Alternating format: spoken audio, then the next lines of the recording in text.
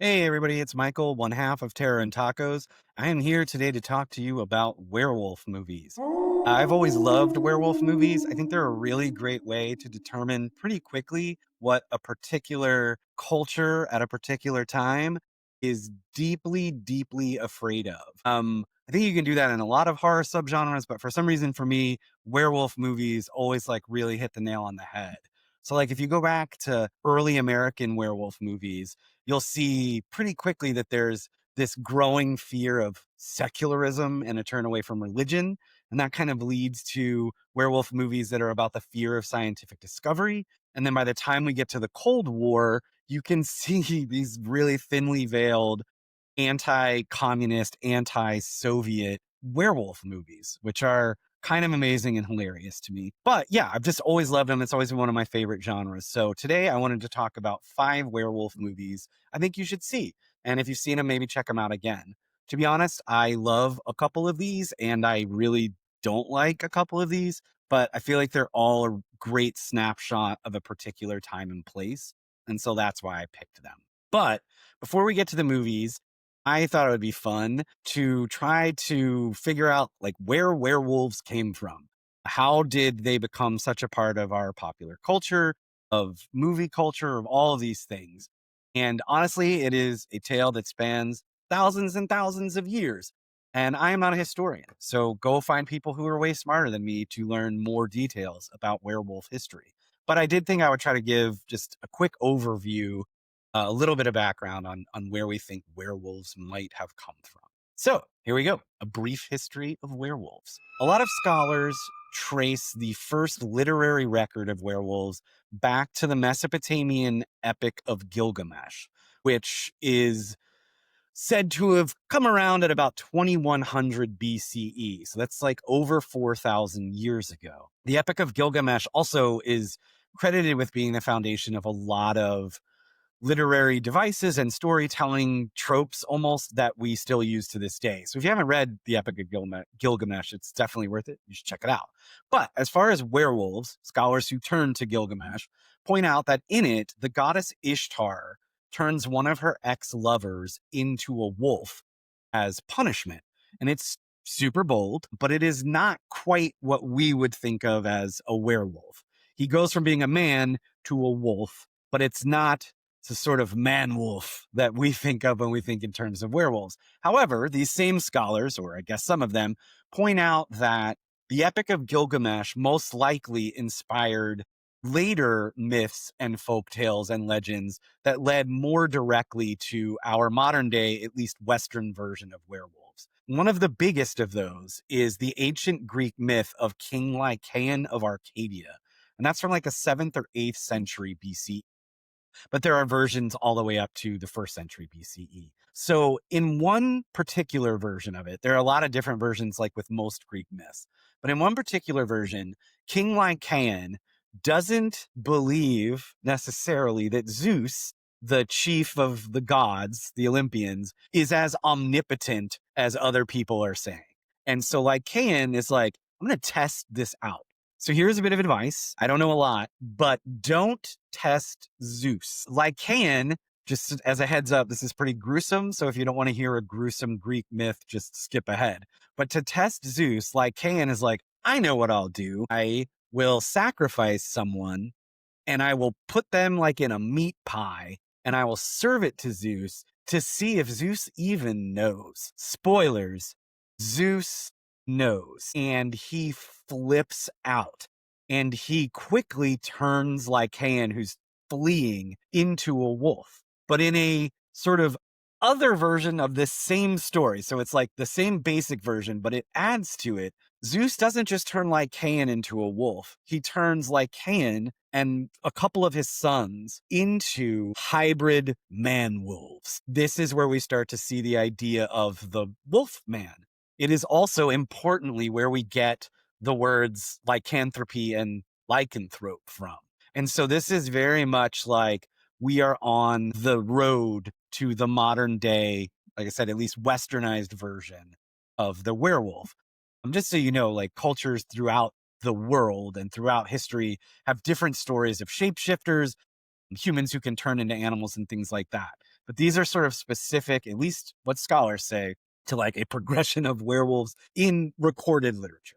So yeah, that is real brief. There are way more. It's a long jump from ancient Greece to, classic Hollywood, but those were a couple stories I wanted to highlight.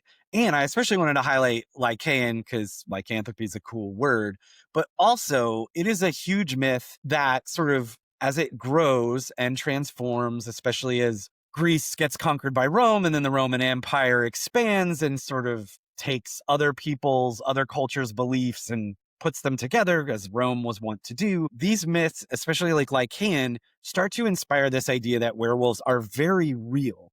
And they create stories like that start to create like a paranoia in the world that you'll see sort of in the same way that people are paranoid of witches. And so I wanted to highlight a couple of famous werewolves in history or werewolf stories that kind of came out of this, but these are like real life werewolf stories. So one of the most famous is a guy named Peter Stube or Peter Stump, depending on, who you ask. And he is known as the Werewolf of Bedburg.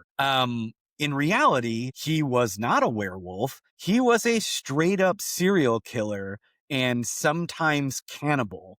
And this guy, Peter Stube or Stump, terrorized parts of Germany for 25 years until he was caught and he was finally executed on Halloween of all nights in 1589. But he was able to get away with this. I mean, different times, man. No forensics. They don't have DNA testing. What are they even doing back then? But there was such a belief that a human being, a person could not commit these sort of horrific crimes unless he had been in pact with the devil. And so he is called a werewolf and all of these things. And that is Peter Stube, the Werewolf of Bedburg in 16th century Germany. Another pretty famous werewolf story, is known as the Beast of Gévaudan. And that focuses on a man-eater that stalked South Central France in the 1760s. And because of the paranoia at the time, these people were getting eaten by what seemed like an animal, most likely a wolf or a wild dog. I even heard like one version was like a crazy big cat had gotten out of a traveling circus or something. But because of the paranoia of the time, people started to equate this Beast of Gévaudan in France, saying it could possibly be a werewolf. Eventually, like hunting parties were sent out, and like legend has it that this one dude was like, I killed the beast. I'm sure he said it in French. And when he did, the killing stopped. But it is believed that it was the Beast of Gévaudan is most likely a wild animal or several wild animals, as opposed to the Werewolf of Bedburg, who was a crazy serial killer. Finally, one more I wanted to hit, just because it's kind of sad, but also the name, I don't know, strikes me. It's Hans the Werewolf. Hans the Werewolf. Takes place in Estonia in the 1600s. And if you didn't know, I had just learned this, that in Estonia in the 1600s and in other parts of Europe, as we're sort of like really ramping up into witch trials, and we're going to get to the witch trials in the New World soon. But there were also a series of werewolf trials.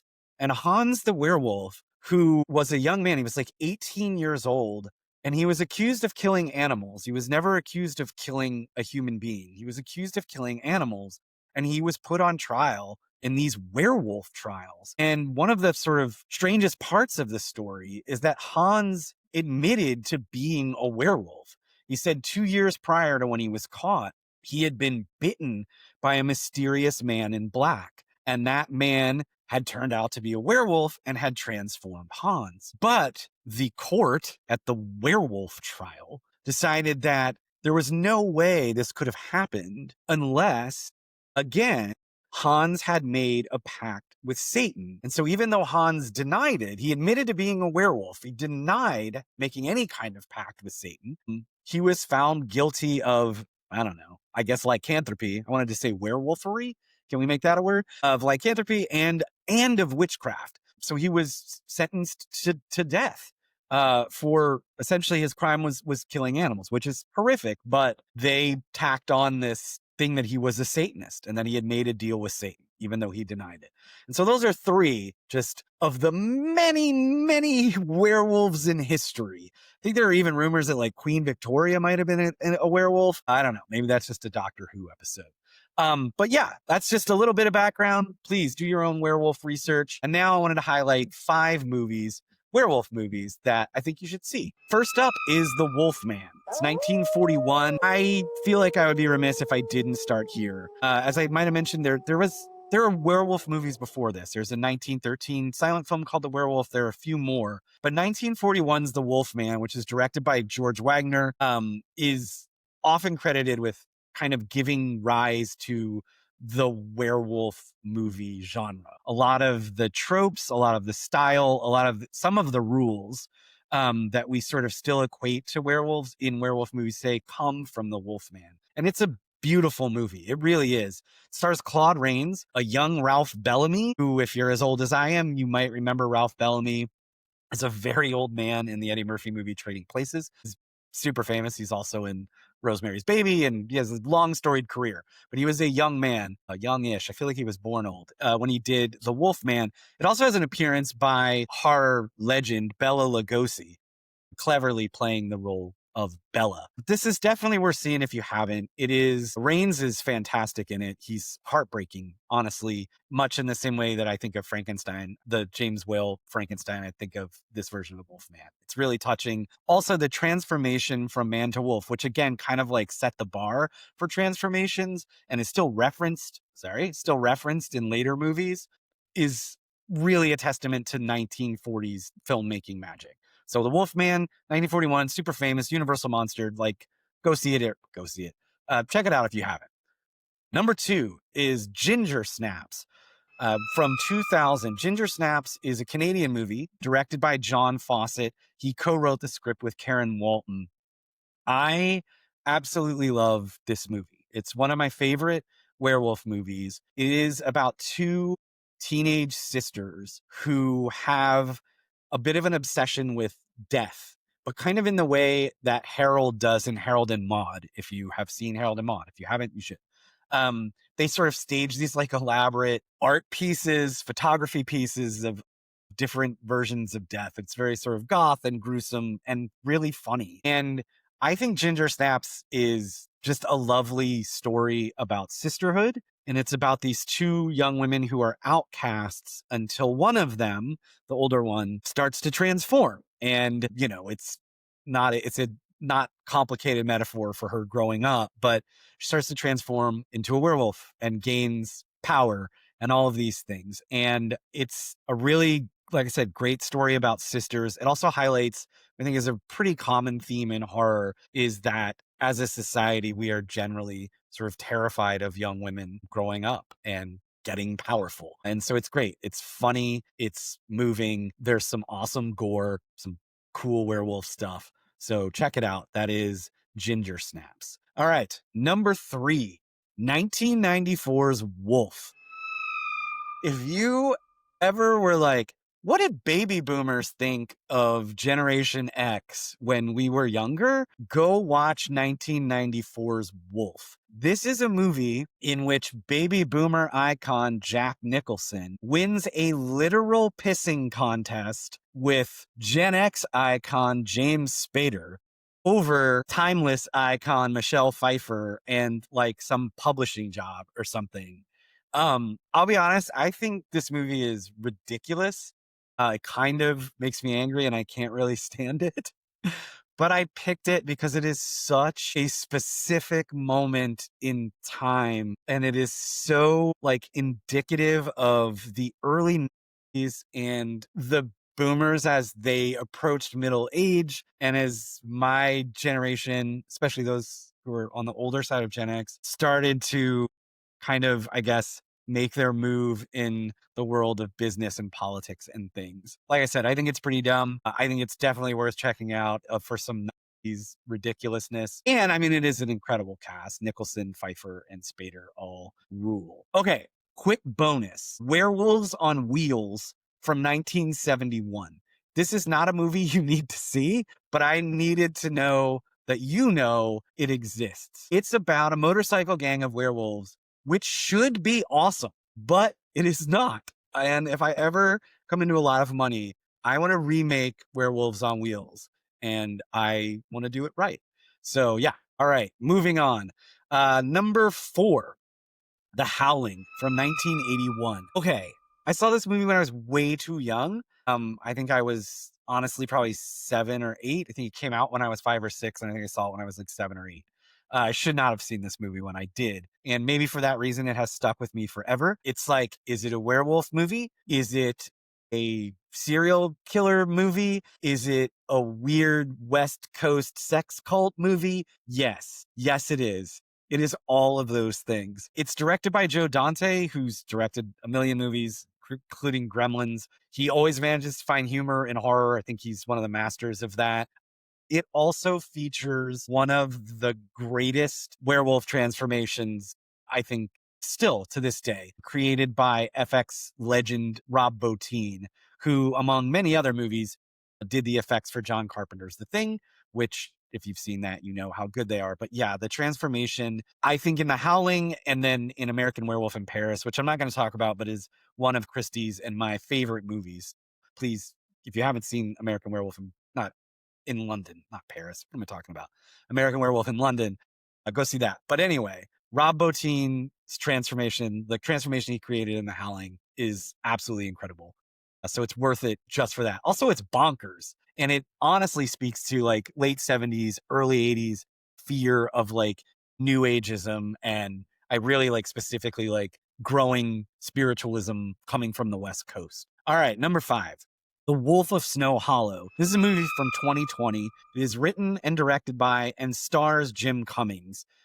This is another one on the list that I truly love. I knew nothing about this movie going in, and it really caught me by surprise. I think Jim Cummings clearly has a vision. I mean, he wrote, directed, and stars in it, and he executes it really well. And it's so unique. It is at times, I think, extremely funny and dark and also sad and tragic. And then the horror is great and the gore is great. It's about 2 deputies. It really follows 2 deputies who are working in a small mountain town, investigating a series of like wolf-like attacks. So this is the The Wolf of Snow Hollow, 2020. I don't want to give too much away. Go see it. It was such a great surprise for me. So yeah, if you haven't seen that one, check it out. All right. Those are 5 werewolf movies I think you should see. Please let us know your favorite werewolf movies. We will definitely go check them out. And like and subscribe and all of those things. And stay tuned. We'll be back next week with a new video. All right. Bye, y'all.